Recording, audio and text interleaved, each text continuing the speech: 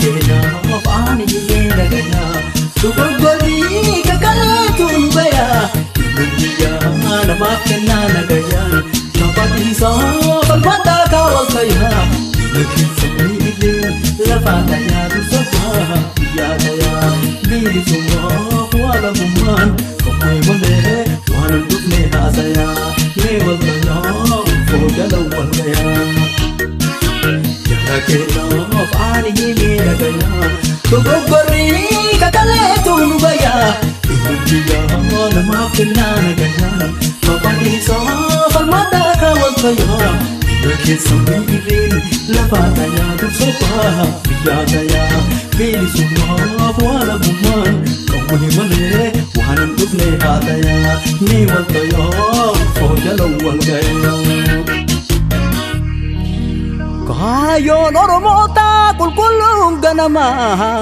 Wala mairrati gati burama Wani laman sunis akkana jedhama Bilisummaa sabaa wala bummaa biyyaa jedhame beekama Jarri lamaan sunis akkana hiikama Bilisummaa jechuun mirga ummataattu Biyya isaa irratti walqixa eegama Wala bummaa jechuun biyya ummataattu addunyaa irratti ifatti beekama Amma yoo ilaallu wala bummaan hafee Bilisummaatu waa irratti yeeffama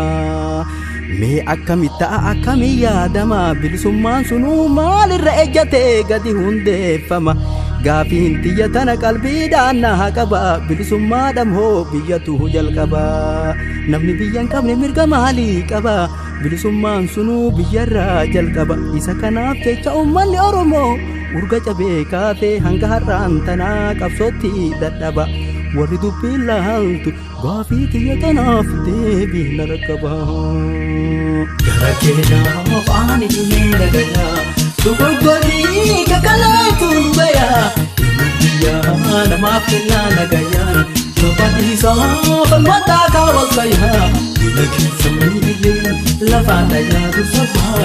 Yadaya Bili semua wala buman Kapoy male Wanan dukne hasaya Lewal kaya Fogalawal kaya Jarakena of ani lagana Tugogoli kakatun baya Dunia nama kena nagayan Napati sa palmata kawal kaya Lakin sa milin Lafatanya tu sopa Yadaya Bili semua wala buman Kapoy male Wanan dukne hasaya Lewal kaya Fogalawal kaya Kayon saba keenya kunoo asit dabde Kayon saba keenya kunoo asit dabde Gaafiin adda addaa saba bal'aa keessa kaka'uu jalqabde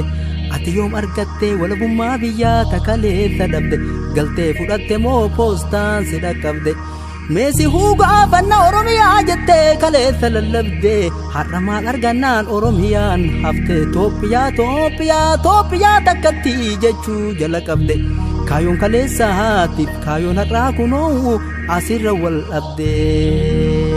Ufii dhamaatanii nulleen dhamaasina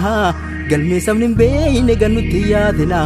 Gaafii sabni hin feene ufumaan kaatina Harkuma keessaniin onnee sabaa keessaa ufilleen baasina Saballeen aarsinaa ufilleen xaarsina Diinni lachuu diina gargarii hin laallu nutti hin faarsina